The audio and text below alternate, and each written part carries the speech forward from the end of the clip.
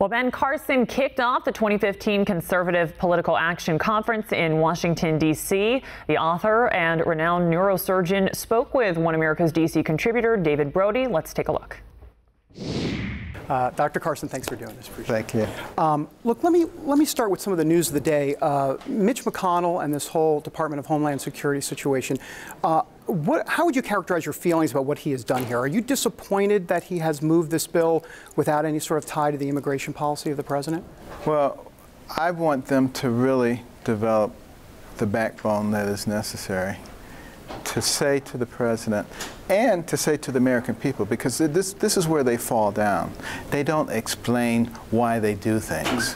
Whereas the president sits there and he explains things even though it may be wrong. He gets up there and explains it, and they don't counter him. And they need to say, look, people, what the president has done here is wrong.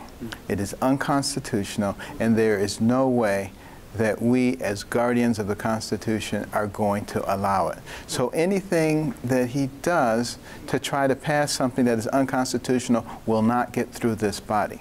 We do need to provide appropriate protection for the people here. We have put the appropriate protections in a bill. It can be a separate bill. Right. And if he chooses to veto that, then he is doing things that are contrary to the safety of our nation. And we will deal with that as well. Interesting. Let me ask you two last questions. This whole FCC net neutrality thing that's been out there, you've mentioned the word oligarchy before, and here we are with the FCC commissioners. Do you what road are we going down here as it relates to net neutrality? How concerned are you, and do you believe that the president bears any responsibility in this? Yes, I believe he bears responsibility. I believe anybody who wants to impose another level of secrecy and control in the private lives of citizens is not our friend. You know, we need to be exploring ways to allow people to do what they want to do. They've been doing it for years, so why should we now impose a layer of government control?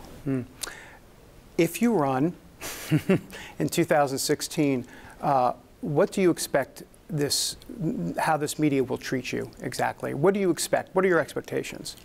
Well, I really don't care what they do because I'm not a politician, and I'm not going to do what's politically expedient, and I'm not going to necessarily do what they think I should do. I'm going to do what's right. And I think there is such a thing as right and wrong.